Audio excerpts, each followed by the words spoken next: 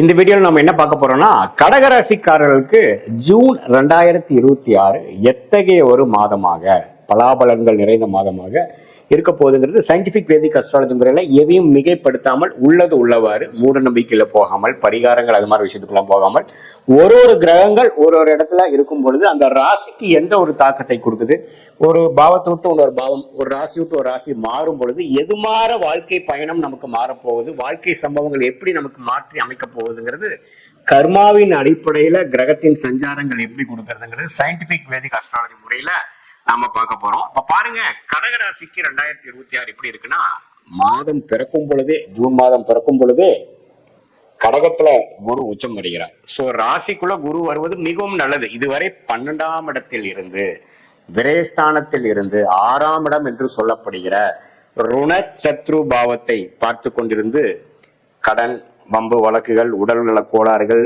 நிறைய செலவு, கண்ட்ரோல் பண்ண முடியாத மாற விரயங்கள் போய் கொண்டிருந்த கடகராசிக்காரர்களுக்கு ராசிக்குள்ள குரு வரும் பொழுது முதல் மைண்ட் கிளியர் ஆகும். நம்ம என்ன பண்ணிட்டு இருக்கோம், எது மாற குறைகள் நிறைந்ததான ஒரு அமைப்பாக நம்ம இருக்கிறோங்கிறது முதல் தெரியும். தேவையற்ற செலவுகளை குறைப்போம், தேவையற்ற செயல்பாடுகளை குறைப்போம்.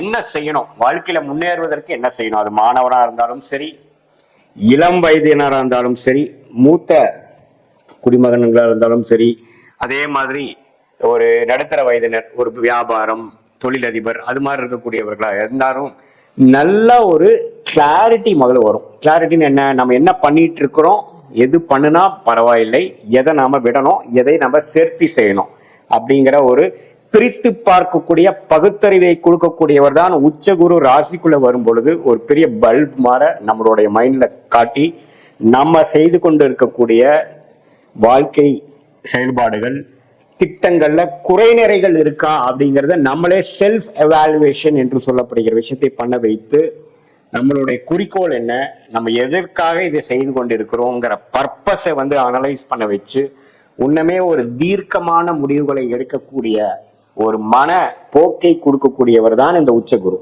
ஸோ நல்லாவே லேசியா இருக்கிறவங்க, பேட் ஹேபிட்ஸ் இருக்கிறவங்க, முடிவெடுக்க முடியாம இருக்கிறவங்க, ஏனோ தோணன்னு இருக்கிறவங்க, சூழ்நிலை கைதியாக வாழ்ந்து கொண்டு இருக்கிறவங்களுக்கு எல்லாமே நல்ல ஒரு மாற்றத்தை கொடுக்கக்கூடிய ஒரு அற்புதமான ஒரு குரு பயிற்சி இதுங்கிறது முதல்ல நீங்க தெரிஞ்சுக்கணும்.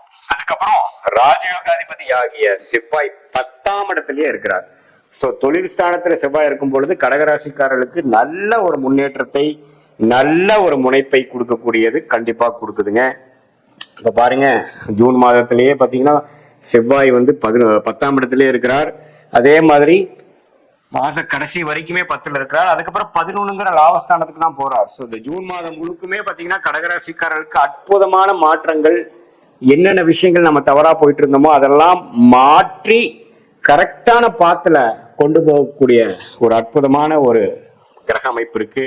11ஆம் இடத்துல ஆட்சி பலம் பெற்ற சுக்கிரன் இருக்கார், 12ல புதன் இருக்கார், சூரியன், இது எல்லாமே ஓரளவுக்கு நல்ல அமைப்புகள் தான்.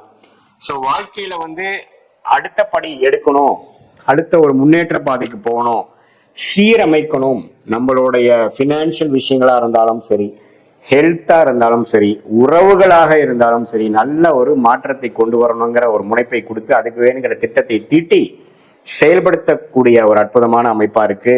குரு ராசிக்கு 7ஆம் இடத்தை பார்க்கறதுனால நிறைய பேருக்கு திருமண தடைகள் இருக்கிறவங்களுக்கு டக்குன்னு திருமணம் அமையக்கூடிய அமைப்புகள் இருக்கு. காதல் அழைத்து திருமணம் பண்ண முடியாத இருக்கிறவங்களுக்கு காதல் திருமணம் அமையக்கூடிய அமைப்புகள் உண்டு. வண்டி, வீடு, இது மாதிரி விஷயத்துல வாங்கணும்னு 2 வருஷமா இருக்கிறவங்களுக்கு டக்குன்னு நம்ம ஒரு அமைப்பு அமைச்சிட்டு இப்போ கொஞ்சம் நம்ம டீசெண்டா சொசைட்டில கொஞ்சம் அந்தஸ்தா வாழக்கூடிய அமைப்பு கொடுக்குற மாதிரி இருக்குது. அப்படிங்கிற மாதிரிலாம் ஒரு நல்ல அமைப்புகளை நோக்கி போகக்கூடிய ஒரு அமைப்பு கொடுக்குதுங்க. 5ஆம் வீட்டை குரு பார்க்கிறார், 7ஐ பார்க்கிறார், அதே சமயத்துல 9ஐ பார்க்கிறார். 9ங்கிற பாக்கியஸ்தானத்தை எப்போ தன் வீட்டை தானே பார்க்கும் பொழுது தகப்பனார் வழியில வரக்கூடிய அமைப்புகள், அவங்க மூலமா வரக்கூடிய சொத்துக்கள், அவங்களுடைய ஆசீர்வாதம் எல்லாமே நமக்கு கிடைக்கக்கூடிய அமைப்பு இருக்கு. கடந்த 1 வருஷமா 2 வருஷமா கொஞ்சம் விளையாட்டுத்தனமா பண்ணது கடனை அடைக்க முடியாம இருக்கிறதா, கடன் அடைப்பதற்கு வேணுங்கிற யுக்திகளா நாமளே பண்ணி நம்ம அதை பண்ணுவோம். நல்ல முன்னேற்றங்கள் உண்டு. ஹைலைட்ல போவோம், அதாவது ஒரு மீடியா துறையில இருக்கிறாங்க, ஒரு ஃபீல்ட்ல இருக்கிறாங்க, நமக்கு ரெகக்னிஷனே கிடைக்கல, நமக்கு வாய்ப்பே கிடைக்காம போய் கொண்டு இருக்கிறவங்களுக்குலாம் ஒரு நல்ல வாய்ப்பு, அது மாதிரியான ஒரு நல்ல மாற்றங்களை கொடுக்கக்கூடிய ஒரு அற்புதமான ஒரு கிரக சஞ்சாரங்கள் உண்டு. செவ்வாய் 10ஆம் இடத்துல ஆட்சி பலத்தோடு இருக்கும் பொழுது தொழில் மேன்மை, முனைப்பு, விளையாட்டு துறையில் இருக்கிறவங்களுக்கு நல்ல ஒரு முன்னேற்றம், ரெகக்னிஷன், ரியல் எஸ்டேட் இருக்கிறவங்களுக்கு நல்ல ஒரு டீல் நடக்கக்கூடிய அமைப்புகள், இது மாதிரி பல மாற்றங்களை கொடுக்கக்கூடிய அடுத்த வருஷ ஒரு 13 மாதங்கள் 2027 ஜூன் மாதம் வரைக்கும் இருக்கக்கூடிய குருவின் சஞ்சாரத்துக்கு வேணுங்கிற பவுண்டேஷனான அடித்தளமான சில காரியங்களையும் வாழ்க்கை சம்பவங்களையும் அமைத்து கொடுக்கக்கூடிய ஒரு அற்புதமான ஜூன் மாதமாக கடகராசிக்காரர்களுக்கு இந்த மாதம் வருகிறது.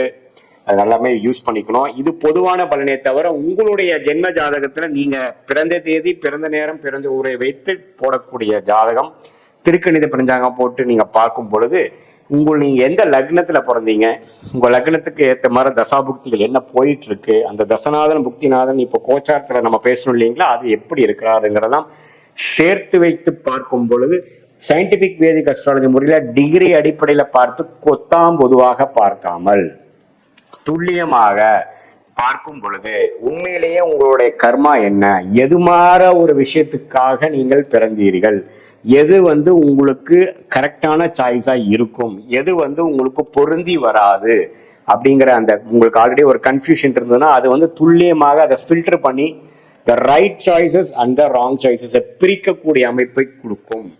அதே நேரத்தில் பாத்தீங்கன்னா எந்த நேரத்தில் நடக்கும்ங்கிறது நம்ம நிறைய பேருக்கு பாத்தீங்கன்னா ஃப்ரஸ்ட்ரேஷன் அண்ட் இரிட்டேஷன் வந்துடுது. சில முயற்சிகள் எடுத்துட்டே இருக்கோம், நடக்கவே இல்லைன்னா இது என்னடா உண்மையிலேயே அது நடக்க போதா அல்லது நம்ம வீண் வேலை செஞ்சுட்டு இருக்கோமாங்கிறது அப்பப்போ நமக்கு சந்தேகம் வரக்கூடிய அமைப்புகள்லாம் இருக்கு. ஸோ அதுல உண்மையிலேயே உங்க பிராப்தம் என்ன, நம்ம இதை நோக்கி தான் போறது நல்லதா, இது சேஃபா, நம்ம கருமால் அது இருக்காங்கிறது பாசிட்டிவாக எதையுமே பயப்படுற மாதிரியோ ஒரு பேனிக் ஆகிற மாதிரியோ பார்க்காம என்னதான் இருக்கு நம்மளோட வாழ்க்கையிலங்கிறது தெரிந்து செயல்படும் பொழுது எப்படி ஒரு இடத்துக்கு நம்ம போகும்பொழுது ஒரு ரூட் மேப் பார்த்துட்டு நம்ம போனா எவ்வளவு ஈஸியா நம்ம போகலாம குட்டு மதிப்பா போகாம நம்மளோட ரூட்டை தெரிஞ்சு டிராஃபிக் எப்படி இருக்குங்கிறத தெரிஞ்சு போறப்ப நம்ம எப்படி மென்டலி ப்ரிப்பேர்டா போவோமோ அதே மாதிரியாக நம்மளுடைய ஜோதிடத்தை பரிகாரம் அந்த மூட நம்பிக்கையெல்லாம் வித்து பார்க்காமல் துல்லியமாக சயின்டிபிக்கா நாம ரீட் பண்ணும் பொழுது நம்மளுடைய பாஸ்ட் நல்லாவே சிங்க் ஆகும்.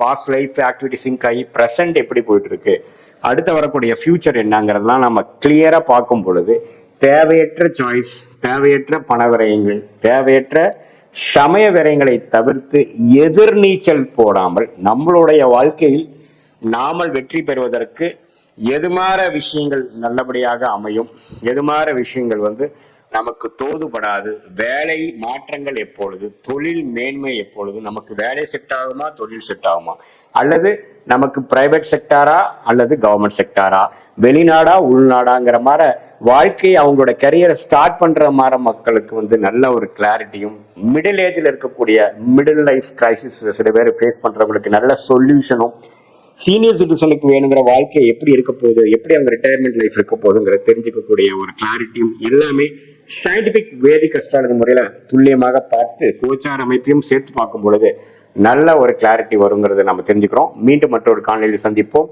நன்றி, வணக்கம்.